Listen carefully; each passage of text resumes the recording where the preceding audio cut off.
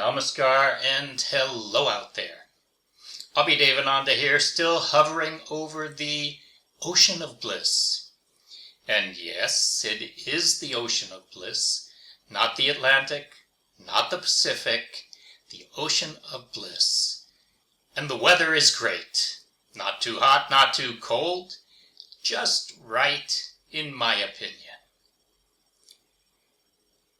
Generally, with respect to Rudrananda, the less said, the better. So, for example, let's say you're out for a walk. And in most cases, and with most people, the last thing anyone would want is to step into a hot pile of steaming Rudrananda. But sometimes needs must, and so today let me say a little bit about that rascal and his Hindu pseudo-spiritual marg. But first, let's locate these comments in our ideology, with Baba's breathtaking and path-breaking book, The Liberation of Intellect, Neo-Humanism. In that book, Baba explains a lot about people like Rudrananda, including how they accrue power and followers. So here are some extracts from that book, and I will be, of course, reading from the screen here. In Discourse 9, Awakened Conscience, Baba says, just consider for a moment what enormous refuse these people are bearing with them. These people with defective mentality who are wallowing in geo-sentiment, socio-sentiment, or ordinary humanistic sentiment have not done any good to society, nor can they do so in future. They do not have any such capacity. A strong determination must be taken to rectify them. And when you take such a strong determination to rectify them and act accordingly, you will notice that those who refuse to be rectified will be destroyed. They will be completely annihilated. Such people attempt to cover their harmful or defective sentiments under a veil of hypocrisy. This concealing mentality is one aspect of hypocrisy. Consider, for instance, the case of vocal revolutionaries. They talk glibly of revolution outwardly, but in their heart of hearts, they want to avoid revolution. They say one thing openly, but they do just the opposite in practical life. It is very hard to identify such gilded human chameleons.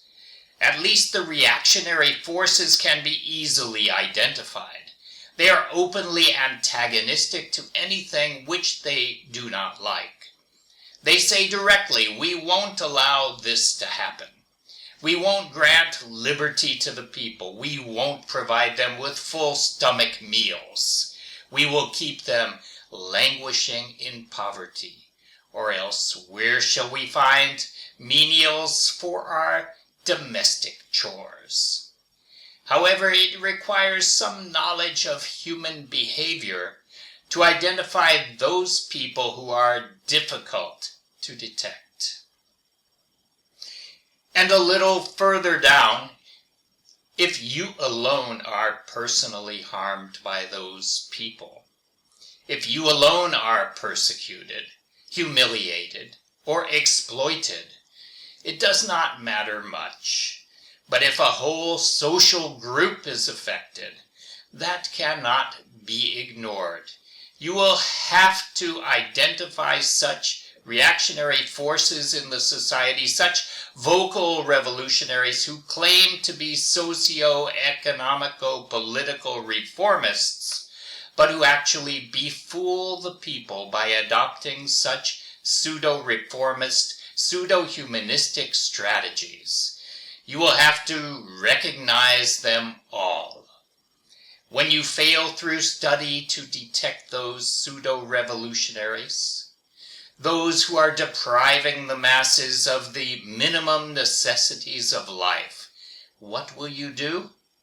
You will have to identify them. You will have to analyze each and everything in the proper perspective. Until you come to a clear conclusion after proper analysis, you cannot rescue the people from the tightening noose of exploitation. Here the importance of study is tremendous. You will have to do it. You cannot afford to shut the pages of your books and remain like frogs in the well. You must enlarge your mental horizons and move ahead by shattering all social bondages. And then in Discourse 10, an ideology for a new generation, Baba amplifies the importance of identifying these people. He says, "It is not possible to identify these human chameleons by their outward appearance, but actually, how dangerous these people are. They are veritable demons in human framework." Now, as an aside here, this is very similar to the way that the slimy, miscellaneous Indian faction, the Third Front, Way Forward, EC, Unity Group, operates. I am talking here about the Mosop people, money solves all problems, who have now resurfaced as the Telegram scammers whom I discussed in my previous Ocean of Bliss commentary. But coming back to Rudrananda, the Hindi demon in human form, Baba continues his remarks along the same line further in this same discourse, explaining about proto-psycho-spirituality. Baba says, what happens through this proto-psycho-spirituality? When a person is guided by it to think in a particular way and sees that one's own benevolent mode of thinking is not reflected in other people's activities, then that person can easily realize their true nature. So those who practice this proto-psycho-spirituality can easily recognize those demons in human framework. Then, after recognizing them, it is their duty to expose them to others also, to make people understand that they are repeatedly harming human society. It is not enough for one to personally unmask them. One must open the eyes of others also. Only in this way can the well-being of the world be promoted. Thus, it will not be sufficient to lie peacefully and wait like goody-goodies in isolated ivory towers. One will have to spread one's wings and soar high into the blue firmament. So you might remember that in an earlier set of comments I mentioned the controversy as to whether Rudrananda was indeed a traitor back in the days when Baba was in prison. And I said that he definitely was. Well, I have first-hand information, first-hand knowledge of that, arising from admissions that Rudrananda himself made to me. As you may know, I've been around in Ananda Marga for a long time. I was in Patna on the day that Baba was arrested.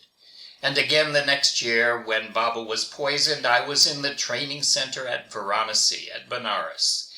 In 1978, when Baba was released from prison, I was standing outside of Bankipur jail, and I was with a small group of workers called by Baba into his house that same evening. So let me just say that 50 years ago, Rudrananda was not the polished Satan that he is today. Back then, he was still developing his tradecraft. And he made more mistakes. One of his mistakes was in trying to recruit me. Toward that end, he explicitly admitted how he had betrayed Baba, expecting me to be grateful to him for doing so, and he also tried to employ a rather cheap tantric technique on me, whereby the gateways to the sensory organs are closed, including the gateway to vision. And then suddenly, opening those gateways and pressing the Trikuti, the third eye, to simulate divine light. But frankly, I was not impressed by Rudrananda's lame attempt at gurudom. Indeed, I was then, and I still am, more of a Baba Margi than an Ananda Margi. So instead of being impressed by Rudrananda's pretenses, and his admitted treachery, he told me that he was intercepting messages to and from Baba in prison through the medium of the then SG of VSS, a rather young Hindi who perhaps is no longer with us. Instead of being impressed by that, I was simply appalled. Then and there I effectively cut my ties to Rudrananda and have never thought to renew them. But like I said, with Rudrananda, the less said, the better. So perhaps this is enough on that subject for now, and as to association with Rudrananda's Hindu Marg, well, that is simply out of the question. Now, some may think that recently I have condemned the miscellaneous Indians and the Hindis. So am I giving the Bengalis a pass? Well, certainly not. The crime of the Bengalis is so blatant, so fundamental, that they can never be forgiven by history.